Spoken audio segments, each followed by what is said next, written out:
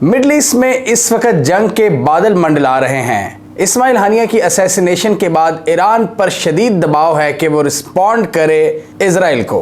आज की इस वीडियो में हम देखेंगे कि ईरान इस वक्त क्या सोच रहा है, एक्सिस ऑफ रेजिस्टेंस के इस वक्त क्या इरादे हैं, Hezbollah, Ansarullah, Islamic resistance groups और इसके अलावा अमेरिका ने इजराइल की सिक्योरिटी के लिए क्या नए इकदाम किए हैं, इजराइल का क्या प्लान है। आज की इस वीडियो में हम ये सब कुछ जानने की कोशिश करेंगे। मिडल ईस्ट की सिचुएशन आफ्टर इस्माइल हानिया।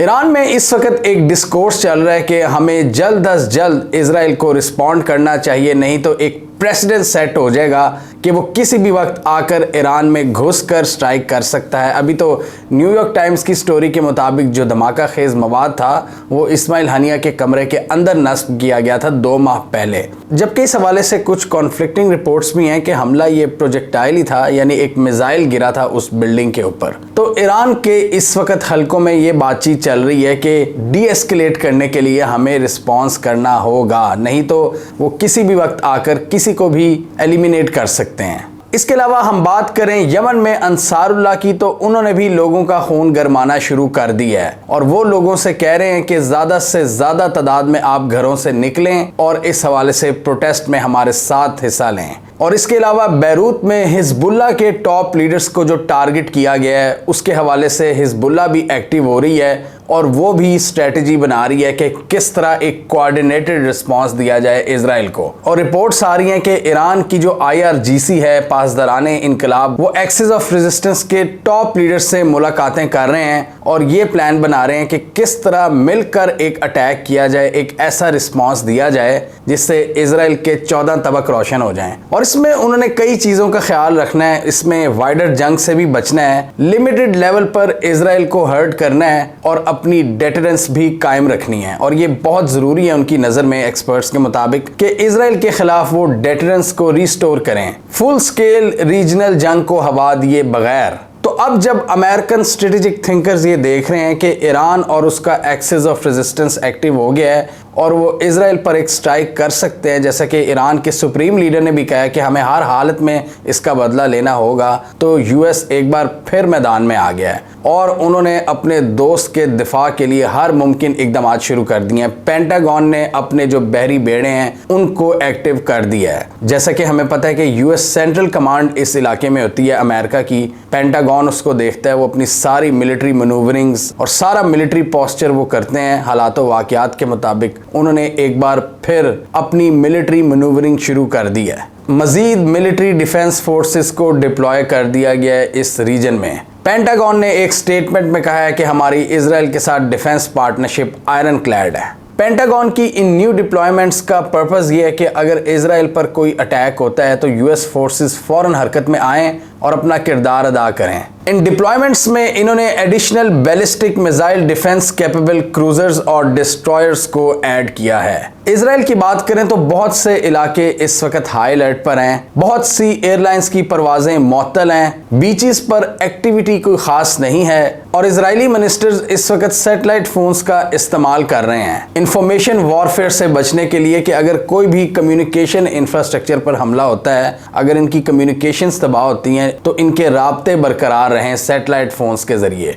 और ये हरकत इजराइल ने पहले भी की थी। ईरान के हमले के पेश नज़र इन्होंने पहले भी ऐसे प्रिवेंटिव इकदाम किए हुए हैं कि वो कम्युनिकेशन लॉस से बच सकें। जंग में सबसे पहले कम्युनिकेशन वॉरफेयर का ही इस्तेमाल किया जाता है कि आपके जितने भी जो कम्युनिकेशन के तरीके हैं उनको जैम करने की कोशिश की जाती है। तो उस सूरत में जो सैटेलाइट टेक्नोलॉजी है वो आपकी मदद करती है कि आप अपने राब्ते बहाल रख सकें। नेतन्याहू भी अपने लोगों को इस वक्त कह रहा है कि आगे आने वाले दिन आसान नहीं होंगे, वो चैलेंजिंग होंगे और इसके लिए हमें हर सिचुएशन से तैयार रहना होगा। जबकि US के ऑफिशियल्स के मुताबिक वाइडर जंग का खतरा नहीं है, हम सिर्फ प्रिवेंटिव मेजर्स ले रहे हैं। हम इस रीजन में अपनी डेटरेंस को बढ़ा रहे हैं और US इस वक्त कोशिश कर रहा है कि सीज फायर निगोशिएशंस कामयाब हो जाएं। कुछ एनालिस्ट के मुताबिक नेतन्याहू ने इस्माइल हानिया को इसलिए असैसिनेट करवाया है कि अब वो अपने लोगों को दिखा सके कि देखो जी, हमने टॉप जो टारगेट था उसको तो एलिमिनेट कर दिया है, अब हम इनके साथ कोई जंगबंदी का मुआहदा कर सकते हैं, हमने बहुत बड़ी विक्ट्री अचीव कर ली है,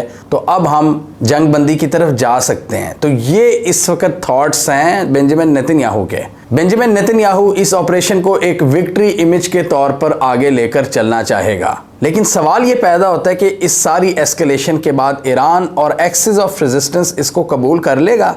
बहुत से एक्सपर्ट्स के मुताबिक अब वो चाहेंगे कि जंग बंदी ना हो। कुछ एक्सपर्ट्स के मुताबिक इजराइल ने इस जंग में अपनी तमाम ऑप्शंस को एग्जॉस्ट कर ली है, सारी चीज़ें, सारे हरबे इस्तेमाल कर लिए हैं, लेकिन उनके जो डिज़ायर ऑब्जेक्टिव्स थे वो उनको हासिल नहीं हो रहे। जबकि अब काफ़ी हद तक अपर हैंड है ईरान का और एक्सिस ऑफ रेजिस्टेंस का। वो इस वक्त पूरी तरह से तैयार हैं कि इजराइल से बदला लिया जाए, जबकि इजराइल क्या सोच रहा है कि इस असैसिनेशन को यूज़ किया जाए अपनी पॉलिटिकल विक्ट्री के लिए, और axis of resistance Benjamin Netanyahu के इस प्लान को चकनाचूर कर सकता है। अगर वो मल्टीपल लोकेशंस पर इजराइल के एसेट्स को टारगेट करते हैं तो यहाँ से ये जंग मजीद आगे बढ़ेगी और सीज फायर की बातें फिर ठप हो जाएंगी। तो एक्सिस ऑफ रेजिस्टेंस के पास अब ऑप्शन है कि वो किस किस्म की रिटेलिएशन करेगी और कितने महाज मजीद ओपन करेगी।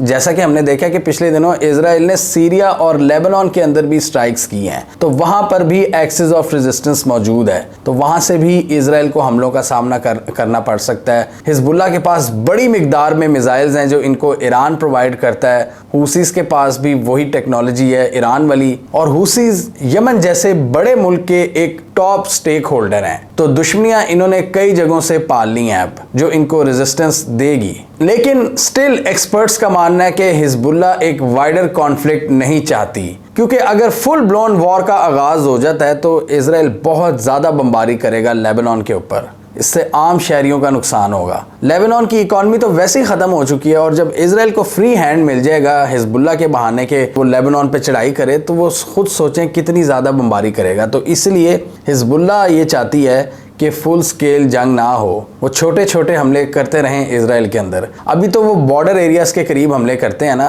हिजबुल्लाह के पास ये कैपेबिलिटी है कि वो इजराइल के अंदर डीप इनसाइड भी स्ट्राइक्स कर सकते हैं, लेकिन इससे क्या होगा कि इजराइल के ज़्यादा फौजी मरेंगे, सिविलियंस मरेंगे, तो उससे उनको डर है कि इजराइल का एक अग्रेसिव रिस्पॉन्स आ सकता है। इसलिए हिजबुल्लाह भी ज़्यादा बॉर्डर एरियाज पर अटैक करती है। और इजराइल को रिस्पॉन्स करने के हवाले से बहुत से एनालिस्ट का यही ख्याल है कि ईरान और एक्सिस ऑफ रेजिस्टेंस कोऑर्डिनेशन के साथ काम करेंगे, कोऑर्डिनेटेड अप्रोच के साथ हमले किए जाएंगे, जिसमें ईरान लीड करेगा और हिजबुल्लाह, अंसारुल्लाह और इस्लामिक रेजिस्टेंस ग्रुप सीरिया और इराक के वो अपनी अपनी कार्रवाइयां करेंगे। जैसे आपको याद होगा कि कुछ महीने पहले ईरान ने मल्टीपल जगहों पर मल्टीपल स्ट्राइक्स की थी, पाकिस्तान में, इराक में, सीरिया में, और रेड सी के अंदर हुसीज ने स्ट्राइक्स की थी। तो ये ईरान का एक कोऑर्डिनेटेड अटैक था जो उसने इजराइल और इजरायली एसेट्स पर किया था, मुसाद के एजेंट्स पर किया था। तो उस तरह का एक अटैक हम देख सकते हैं ईरान और एक्सिस ऑफ रेजिस्टेंस की जानिब से।